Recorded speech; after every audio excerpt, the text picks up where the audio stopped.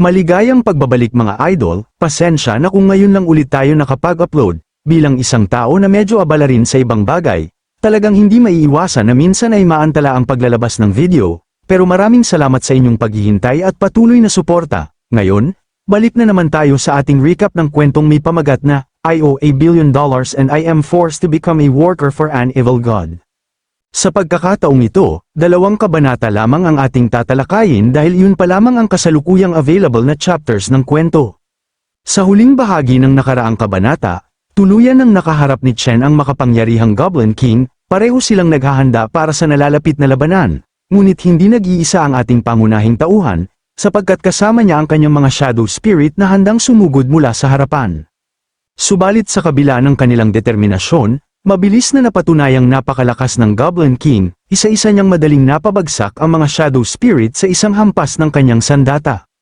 Habang abala ang Goblin King sa pagharap sa mga ito, biglang sumugod si Chen mula sa likuran, nagulat ang Goblin King sa bilis ng kanyang paggalaw, agad niyang sinalubong ang pag-atake ni Chen gamit ang kanyang malaking palakol, ngunit mula sa gilid ay naramdaman niyang may isa pang papasugod, isang assassin goblin na mabilis na umaatake. Dahil dito, napilitan ng Goblin King na umatras upang magkaroon ng distansya, halatang galit na galit siya habang tinatanong si Chen kung paano nito nagawang ibaling laban sa kanya ang sarili niyang mga tauhan. Sa halip na kabahan, ngumiti lamang si Chen at tila may kumpiyansang nagsabi na malalaman din niya iyon sa tamang oras. Hindi nagtagal, ginamit ng isang Goblin Mage ang kakayahang Battle Frenzy, isang skill na nagpapalakas at nagpapabilis ng mga kakampi ng 10%, kapalit ng hindi makagalaw ang mismong caster habang aktibo ito. Nang mapansin ito ng Goblin King, lalo siyang nainis, laking gulat niya nang makita na ang mismong shaman niya ang gumamit ng skill upang tulungan si Chen. Sa matinding galit, agad siyang nagutos sa kanyang mga tauhan na sugurin ang mga taksil at patayin ang taong nasa harapan nila. Sa isang iglap, sumiklab ang labanan sa pagitan ng dalawang panig, ang mga goblin laban sa mga shadow goblin ni Chen, ngunit hindi madaling mabasag ang depensa ng mga shadow goblin, organisado at matatag ang kanilang galaw, kaya hirap na hirap ang mga goblin na makalusot. Samantala, sa bawat mabilis na pag-atake ng assassin goblin, patuloy na nadadagdagan ang soul points ni Chen. Habang pinapanood ito ng Goblin King, hindi niya maiwasang magtaka, sa kanyang obserbasyon, tila mas malalakas ang mga kalaban kaysa dati. Sa sandaling yun, hindi niya namalayang malapit na pala muli si Chen, agad na nagpalitan ng sunod-sunod na atake ang dalawa. Kahit papaano ay napansin ng Goblin King ang kakayahan ni Chen at inamin niyang may talento ang tao, ngunit para sa kanya, hindi pa rin yun sapat. Sa isang iglap, nagawa niyang putulin ang espada ni Chen, isang pangyayaring ikinagulat ng ating bida, at bago pa man siya makabawi, nakahanda na ang Goblin King sa pagbibigay ng isang pamatay na hampas na tila tatapos na sa laban. Ngunit sa mismong sandaling yun, gumastos si Chen ng 1,500 soul points upang maglabas ng isang laser great sword. Hindi inaasahan ng Goblin King na kayang maglabas ni Chen ng sandata mula sa kawalan, dahil dito, hindi na nag-aksaya ng oras ang ating bida, mabilis niyang hinampas ang katawan ng Goblin King gamit ang bagong espada, dahilan upang mapa-address ito. Makikita sa mukha ng Goblin King ang halo ng galit at pagkagulat, sa matinding inis, sumigaw siya ng isang utos na may kasamang makapangyarihang awtoridad.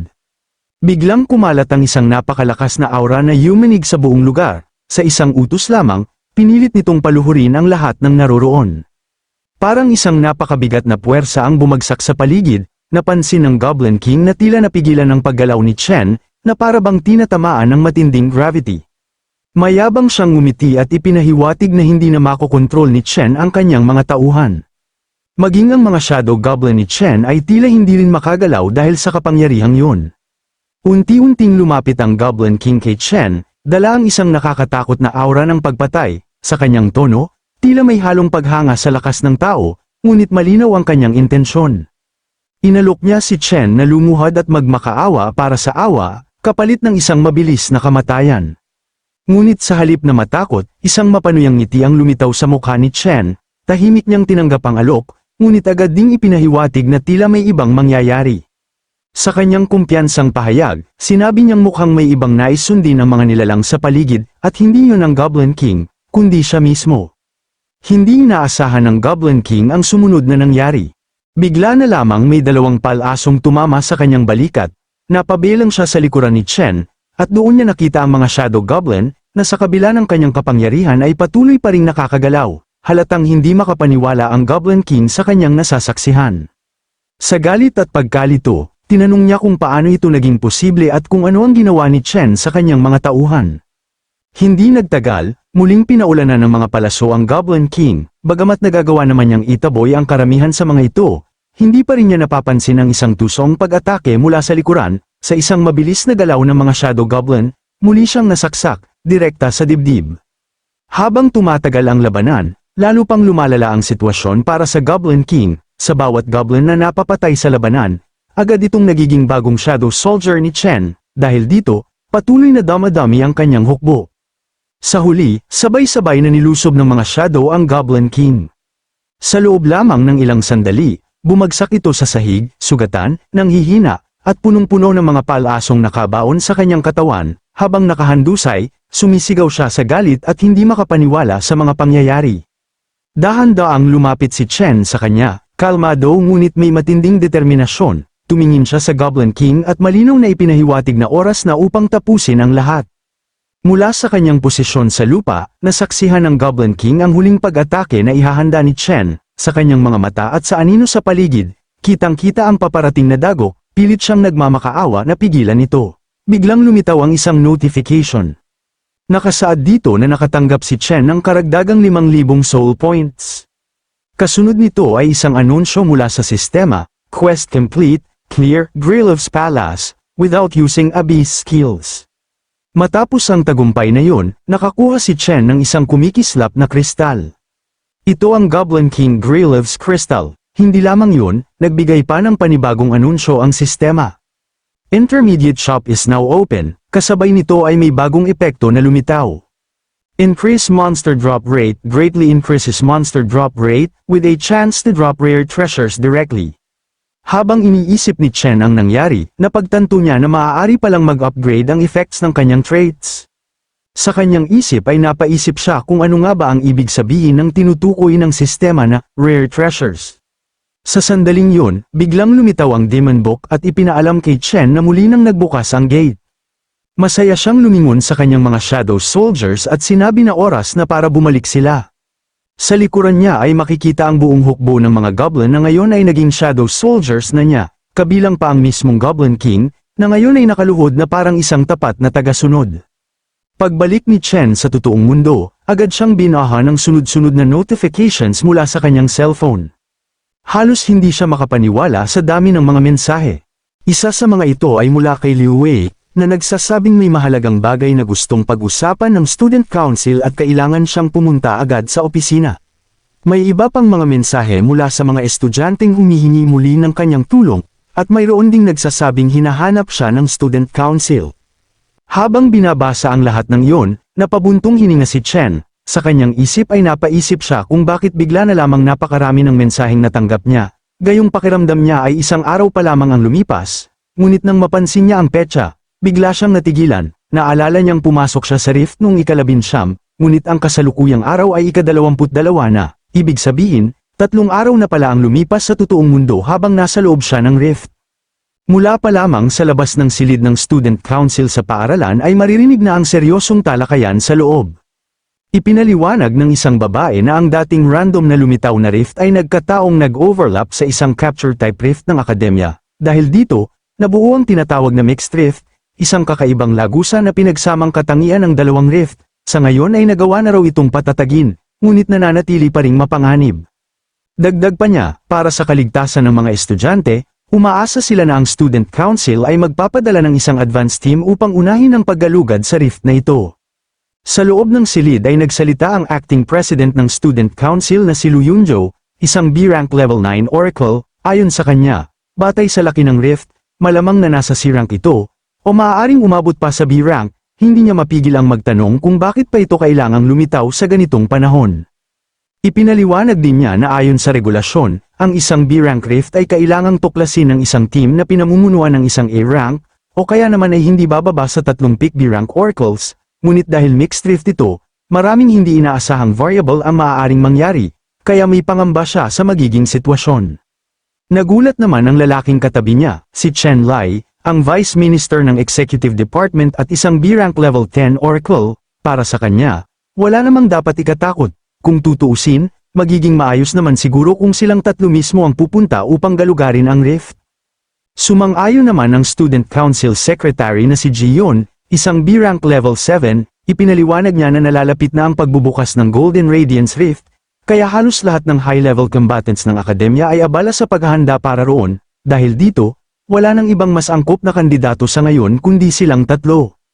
Muling nagsalita ang babaeng kanina pa nagpapaliwanag, ayon sa kanya, kung kulang man sila sa manpower, may isang tao siyang naiisip, bagamat freshman pa lamang ito, nagawa raw nitong talunin ng mag-isa ang isang D-rank boss, kung pagbabatayan ng lakas nito, tiyak na hindi ito nagpapahuli sa isang peak C rank.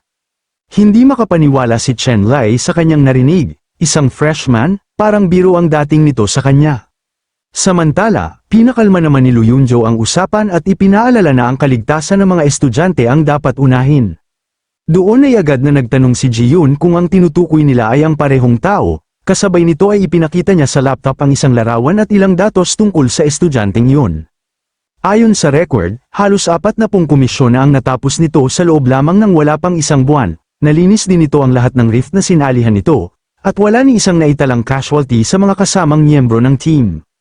Dagdag pa roon, ilang araw pa lamang ang nakalipas ng husgahan ng kanyang potensyal bilang unique class, dahilan upang maging isa siya sa mga pangunahing binabantayan at inaalagaan ng akademya.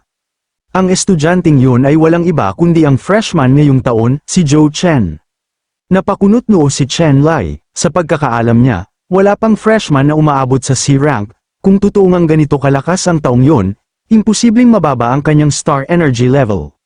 Sinabi naman ni Lu Yunzhou na tila medyo pinalabis ang ilang datos sa ulat, para sa kanya, mahirap gumawa ng tiyak na conclusion hanggat hindi niya mismo nakikita ang kakayahan ng taong yun, kaya agad niyang tinanong kung nasaan na ba ngayon ang tinutukoy nilang estudyante. Napakamot ng ulo ang babae at tila nag-atubiling sumagot. Ayon sa kanya, sinubukan niya itong kontaken kahapon ngunit wala siyang natanggap na sagot. Ayon din sa mga kakilala nito, ilang araw na raw itong hindi nagpaparamdam. Gayunman, nagpasya siyang ipaalam dito ang tungkol sa pagtitipon sa mismong lugar ng rift kinabukasan, kahit hindi siya sigurado kung dadalo ito. Pagkarinig nito ay agad napasigaw si Chen Lai. Hindi siya makapaniwala na nagpasya ang babae sa isang napakapanganib na bagay ng mag-isa. Mabilis namang nagpaliwanag ang babae, hindi naman daw niya ito inutusan, ipinaalam lamang niya na may lumitaw na espesyal na rift at umaasa siyang maaaring tumulong ang estudyanteng yun. Pinakalma naman ni Lu Yunzhou ang sitwasyon, para sa kanya ay wala namang problema, lalo na't hindi pa naman sigurado kung darating na ang taong yun, mas mabuti raw na hintayin na lamang nila ang mangyayari kinabukasan. Nagpasalamat naman ang babae sa kanyang pag-unawa, habang si Chen Lai ay tahimik na lamang na naupo. Sa huli, tinapos ni Lu Yunzhou ang pulong, ipinahayag niyang pansamantalang tapos na ang meeting at muli silang magtitipon kinabukasan ng alas 7 ng umaga. Lumipas ang ilang oras, sa harap ng rift ay makikita ang 4 na miyembro ng Student Council na siyang nag-usap kanina sa loob ng opisina, mababakas sa kanilang mga mukha na tila may hinihintay pa silang isa pang kasama. Makalipas ang ilang sandali ay nagsalita si Lu Yunzhou. Ayon sa kanya, mukhang silang 4 na lamang ang papasok sa loob ng rift, dahil dito ay sinabi niyang oras na upang magsimula na sila. Napabuntong hininga ang babae at bahagyang nadismaya, sa kanyang isipan ay tila kinukumpirma niyang hindi na nga darating ang taong inaasahan nila. Ngunit ilang sandali lamang ang lumipas nang may marinig silang boses na humihingi ng paumanhin. Paglingon nila ay labis ang kanilang pagkagulat nang makita kung sino ang dumating, ang taong yon ay walang iba kundi si Zhou Chen. Agad namang nagkomento si Chen Lai habang pinagmamasdan ang bagong dating, para sa kanya, hindi naman ito mukhang espesyal o kakaiba. Samantala, ang babaeng may kulay rosas na buhok ay nanatiling tahimik, hindi siya nagsalita at pinagmasdan lamang ang pagdating ng pangunahing tauhan. Si Lu Yunzhou naman ay agad nagtanong upang kumpirmahin kung siya nga ang estudyanteng inirekomenda ni Su Han. Dahil limitado ang kanilang oras, diretsahan na niyang ipinaliwanag ang sitwasyon. Isang espesyal na B-rank mixed rift ang lumitaw sa loob ng akademya, isa itong napakapanganib na lugar kung saan maaaring mawala ang buhay ng sinumang papasok anumang oras, kaya kung hindi siya kumpiyansa, maaari pa siyang umatras at umalis ngayon din. Tahimik na pinagmasdan ni Zhou Chen ang lagusan habang nag-iisip. Kung mixed rift ito, malamang ito ang pabor na binanggit ng kanyang senior, at kung B-rank nga ito, tiyak na malaki ang magiging gantimpala, sa kanyang isip ay lalo itong naging kawili-wili. Sa huli ay sinabi niyang sasama siya, ngunit may dalawang kondisyon siya. Nagulat si Lu Yunjo sa narinig, ipinaliwanag ni Zhou Chen ang kanyang unang kondisyon, ang papasok sa rift ay dapat silang 5 lamang na naroroon sa lugar na iyon, kapag nakapasok na sila, wala nang ibang papayagang sumunod. Ang pangalawang kondisyon naman ay tungkol sa gantimpala, ayon sa kanya, ang hatian ng reward ay dapat ay base sa kontribusyon, kung sino ang mas malaki ang ambag sa laban, siya ang makakatanggap ng mas malaking bahagi. Pagkarinig nito ay agad nagalit si Chen Lai, para sa kanya ay kalokohan yun at hindi katanggap-tanggap na magdikta ang isang freshman sa kanila. Ngunit nanatiling seryoso si Zhou Chen, ayon sa kanya, isa lamang itong hinala, dahil mixed rift ito, kung pababayaan lamang ay maaari pa itong magsanib sa iba pang rift at maging mas mapanganib. Dagdag pa niya, kung talagang ganoon ito kapanganib, hindi sana nila kakailanganin ang isang bagong estudyante tulad niya upang tumulong sa investigasyon, ipinapakita lamang nito na kulang sa manpower ang student council sa kasalukuyan. Nagulat ang babaeng may kulay rosas na buhok sa mga sinabi ni Zhou Chen. Ipinagpatuloy pa niya na kahit rekomendasyon nito ni Senior Suhan, sigurado siyang nagsagawa rin ng sariling investigasyon ng student council tungkol sa kanya bago siya pinayagang sumali. Sa madaling salita, kailangan nila ng tao at gusto naman niya ng gantimpala, pareho silang makikinabang sa kasunduang ito. Bukod pa roon, hindi naman daw sobra ang kanyang hinihingi, gusto lamang niya na maging patas ang hatian batay sa ambag ng bawat isa. Sandaling natahimik si Lu Yunjo, pagkatapos ay sinabi niyang hindi niya inaasahan na magiging ganoon ka-obserbante si Zhou Chen, para sa isang freshman, talagang kahanga-hanga yun. Sa huli ay pumayag siya sa mga kondisyon ni Zhou Chen, ngunit may isang paalala siya. Kapag ang misyon ay nasa bingit na ng kabiguan, agad na mawawala ng bisa ang lahat ng kondisyon, at higit sa lahat, kailangang siguraduhin ni Zhou Chen ang sarili niyang kaligtasan, dahil hindi mananagot ang student council kung may mangyaring masama sa kanya. Ngumiti lamang si Zhou Chen sa narinig at tinanggap ang kasunduan. Nang makapasok sila sa loob ng dungeon ay bumungad sa kanila ang isang kamanghamanghang tanawin, ang paligid ay tila isang mahiwagang kagubatan na parang kinuha mula sa isang fairy tale. Agad na kinumpirma ni Lu Yunjo na ang rift na ito ay halo ng isang B-rank rift at isang mas mababang uri ng rift. Nagtaka si Zhou Chen kung paano niya nalaman yun. Ipinaliwanag ni Lu Yunjo na bagamat malinaw na isang kagubatan ang lugar na yun, may makikitang netherite moss na karaniwang tumutubo lamang sa kailaliman ng mga kuweba. Ang mga kagubatang kapaligiran ay kadalasang matatagpuan lamang sa mga rift na B-rank pataas, samantalang ang mga rift na mas mababa sa B-rank ay halos palaging nasa loob ng mga kuweba. Dahil dito ay naalala ni Zhou Chen ang isang rift na kanyang napasukan noon, sa kanyang isip ay napagtanto niyang malamang ay hindi bababa sa B-rank ang antas ng rift na yun. Ipinaliwanag pa ni Lu Yunjo na batay sa laki ng lagusan ng rift, malabong lumampas ito sa B-rank, para sa kanila ay magandang balita yun. Ayon sa mga tala, kapag nagsanib ang dalawang B-rank rift, ang hirap nito ay maaaring umabot sa antas ng isang A-rank rift, na maaaring maglagay sa kanila sa tunay na panganib. Ngunit hindi pa man siya tapos magsalita ay biglang may umatake mula sa kanilang likuran. Mabilis na nakapag-react si Chen Lai at agad niyang hinampas ang nilalang na sumalakay sa kanila, tinamaan ito sa mukha at napaatras sa sakit. Sa galit ay napasigaw ang halimaw, sa system ni Zhou Chen ay agad lumabas ang impormasyon tungkol sa nilalang, isa itong B-rank gargoyle. Nang makita nila ito ay mayabang na sinabi ni Chen Lai na isang gargoyle lamang iyon at tila wala itong dapat ipangamba. Walang babala na agad sumugod si Chen Lai upang harapin ang kalaban.